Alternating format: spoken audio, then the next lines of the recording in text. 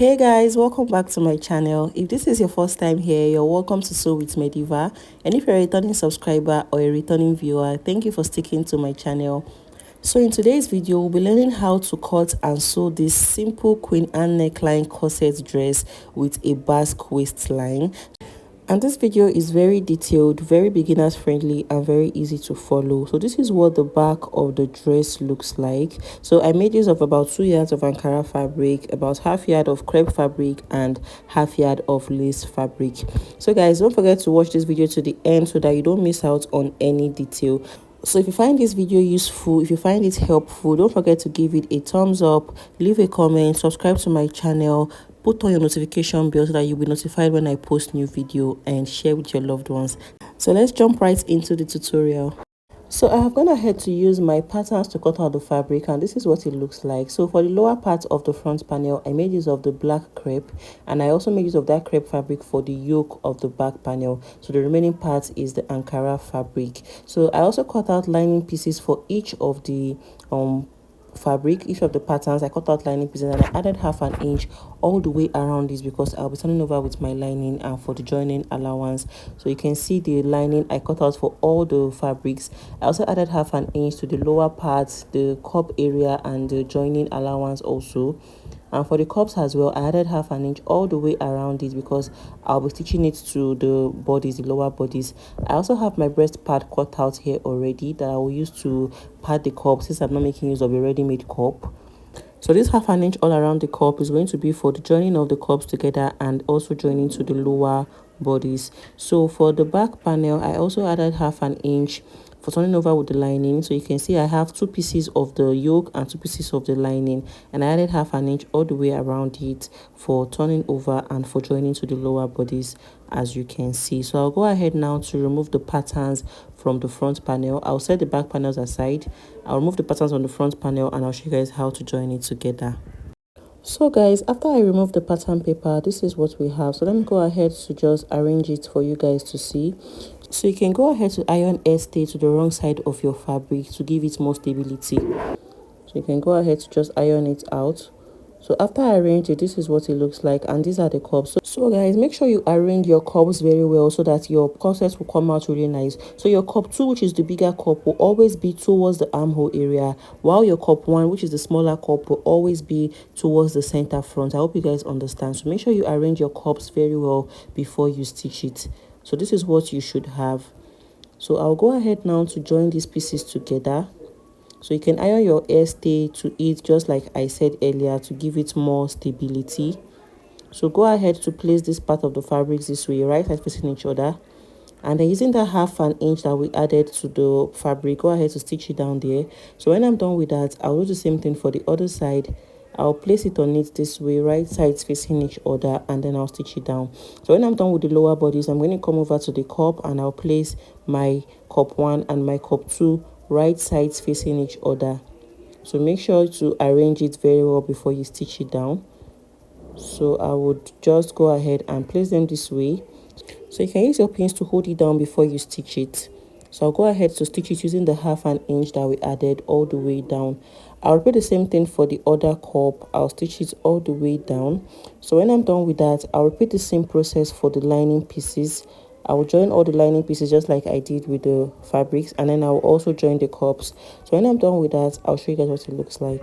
So after joining the cups together, this is what it looks like. So I've also gone ahead to join the lower part of the dress. So I've joined my cups together as well, and I made sure the part that has the gum is on the right side. So the next thing to do is to iron the cup to the pad. So go ahead to place it on it this way, and then place it on a round surface, preferably your tailor's ham, and iron it out. So don't iron it flat, if not your cup is going to appear flat. Make sure you place it on a round surface, or you can just fold some clothes to form a round circular shape and iron it on it so that your cup doesn't appear flat. So after ironing, I'm going to also create my boning channels on this lower part. So I'm going to be using this Ankara fabric for my boning channel. I'm going to use it to form a bias strip. So just cut out like 1.5 inches wide Ankara fabric and fold in the edges with your iron. So after folding in, go ahead to place it on this parts that you joined together this way, and stitch it down on the edges, on both edges, to create your channel. So I'll come over to the center. So I'll take the midpoint of this center area and just mark it out. So I'll go ahead to extend the line all the way down. So I'm going to create another boning channel at this midpoint. So like I said earlier, cut out 1.5 inches wide fabric and fold in half an inch on both sides. So you'll be left with half an inch at the center. So go ahead to stitch it down on it like a bias strip. So stitch it down on both sides to create your boning channel. So after doing that, I'll be having another boning channel on this side just to give it more structure. So I'll come out by 2 inches from this cup area, and then I'll go to the lower part and also take 2 inches, and then go ahead to connect the points together, forming a slant this way. So after connecting the points, I'll create another channel on the other side, 2 inches on both sides, and connect it down. So I'll go ahead to still create another boning channel on that point, the points I just marked. I'll create it here and also on the other side. So I'll iron my part to the cups, and then I'll show you guys what it looks like. So after I ironed my breast part to the cups, this is what it looks like. So you can see how it came out. This is the other cup. So I've also gone ahead to stitch down the boning casing just like I explained earlier, but I didn't do the last one because I wanted to show you guys what it looks like. So this is what I mean by using your fabric to form a bias strip. Just fold in the edges and then place it on the line this way and go ahead to stitch it down. So this is basically what I did to create the other boning channels, as you can see. So the next one we want to do is to fix the cup to this lower part. So go ahead to take your cup, and the part where you join the cups together, go ahead to pin it to this point where you have the boning channel, which is also the joining for the lower part. So use your pins to hold it down.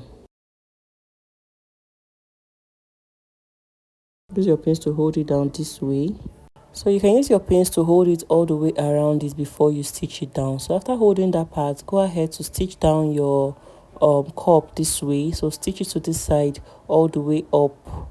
So place it this way. You can use your pins to secure it first before you stitch it down. So stitch it all the way down using that half an inch that you added, and do the same thing for this other side all the way up.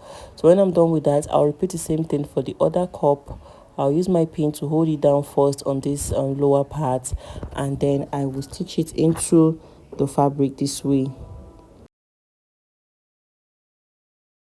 And then I'll stitch it all the way up this way. And then when I'm done stitching this part, I'll start again from that part and stitch it up. So guys, I've gone ahead to insert one of the cups, and this is what it looks like. You can see how neat it came out. So I'm going to carry you guys along while I insert the second cup. So I'll just go ahead, and I've used my pins to hold it down already. So I'll go ahead now and stitch it all the way around it. So I'm going to start from the center point and stitch it into one side of the fabric this way. So just take your time and do this neatly so that your cup can fit perfectly into that space. So like I said, you can use your pins to hold it down before you stitch it.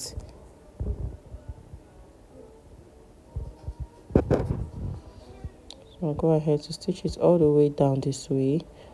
So after I stitched in that side, this is what it looks like. So I'm just going to go ahead and stitch it into the other side just like I did with that. So I'm going to fit it in this so you can see that the cup fits perfectly into that space. So I'll do it and show you guys what it looks like.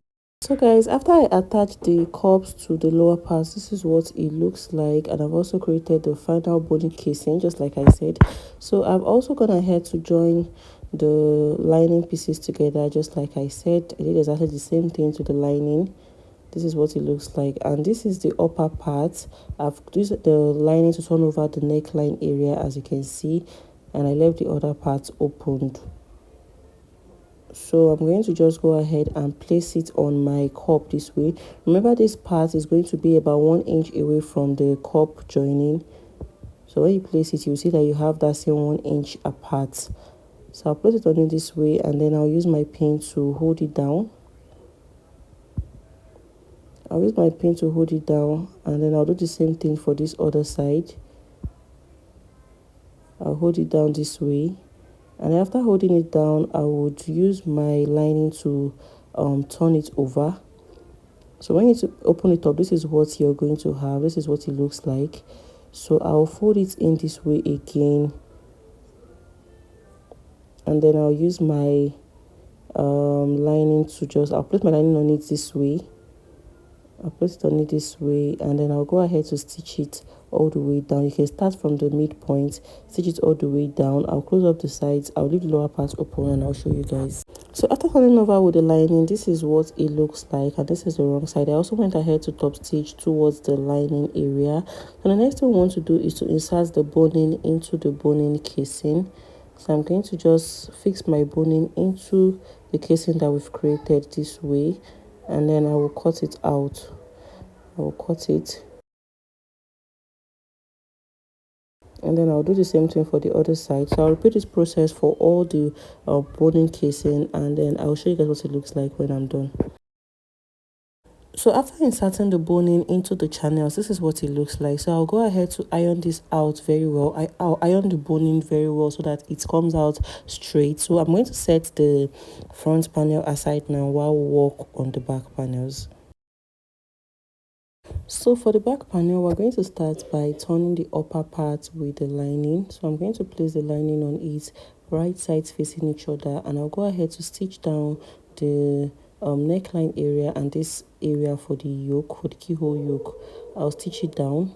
So I'll do the same thing for the other side. I'll close up the neckline area, I'll close up the part for the keyhole, and then I will show you guys what it looks like. So when I'm done with that, I'll show you guys how to turn it over with the lower part.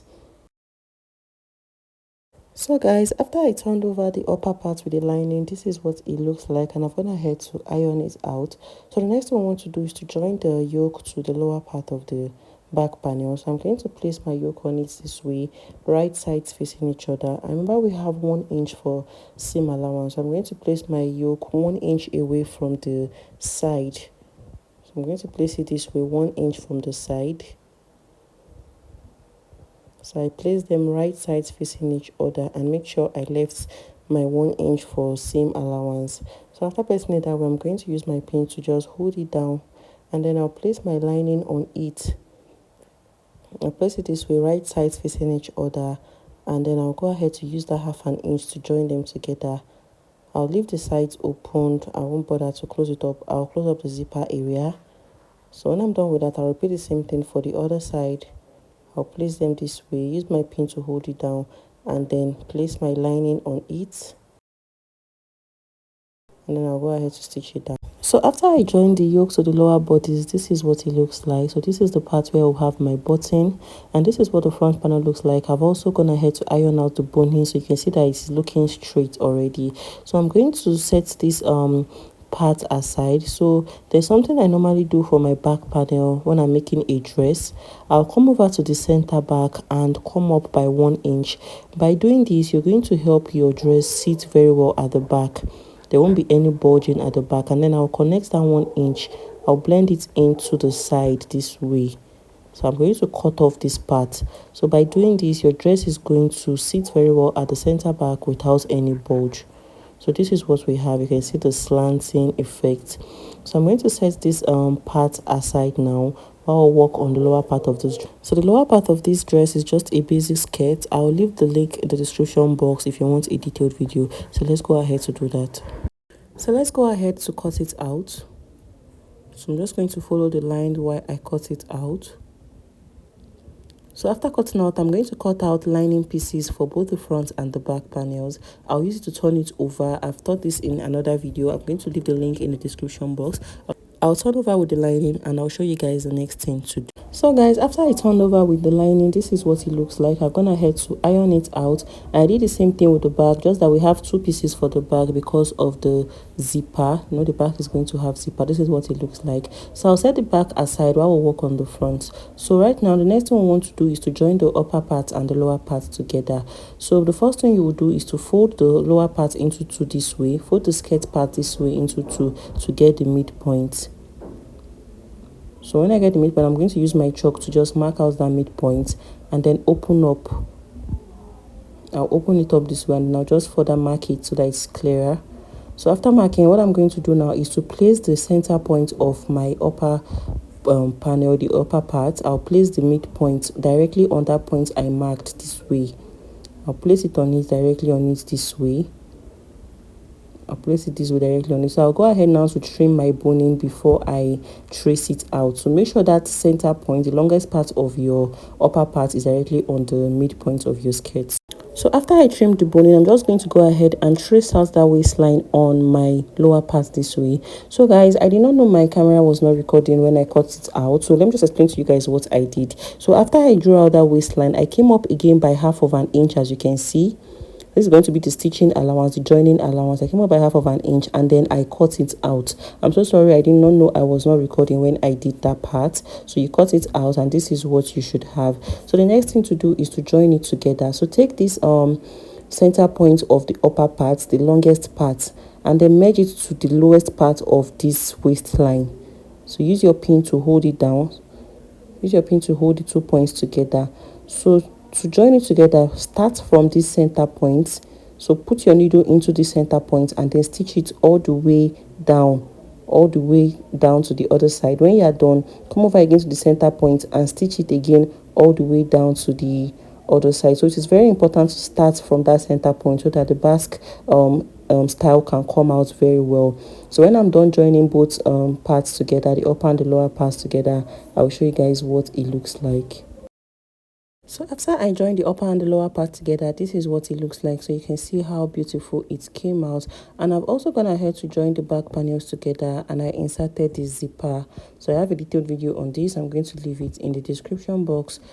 So this is the slit opening at the back and this is the butt allowance that we added. So the next thing I want to do is to join the front and the back panels together. So I'm going to start with the shoulder area. So just like I always do, you're going to merge your fabric to your fabric and your lining to your lining to give it a neat finishing on the inside. So merge the fabric to the fabric and the lining to the lining and stitch it all the way down. So you're going to have to open it up. But because I already stitched one side of that armhole, that's why I'm not showing you guys, but I'm still going to loosen it. So stitch fabric to fabric and lining to lining and then close it up. Use your half an inch to join it together. So when I'm joining the shoulders, I'm going to come over to the sides. So remember we took 1 inch for our seam allowance. I'm going to use that 1 inch to close it up all the way down to the full length. So I'll repeat the same thing for the other side. I'll close it all the way down to the full length using my 1 inch seam allowance. So when I'm done, I'll show you guys what it looks like.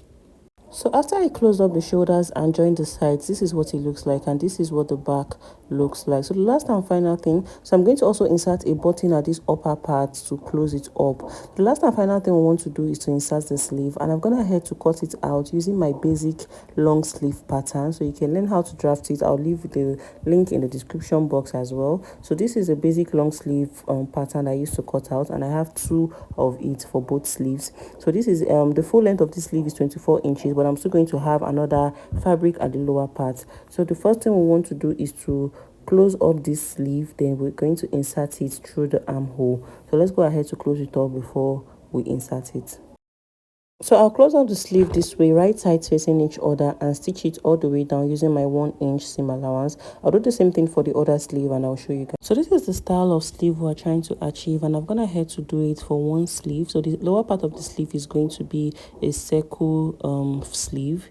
So for the other sleeve, I've gone ahead to close it up. So what you're going to do is to measure what you have on this wrist area. So for me, I have 4.5 inches. So times 2, that is 9 inches. And then get your fabric, whatever fabric you want to use. I'm making use of Ankara fabric. So this is just the remaining pieces of fabric from my dress.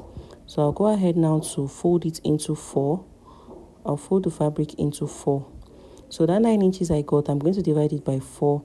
And after dividing, I got 2.25 inches.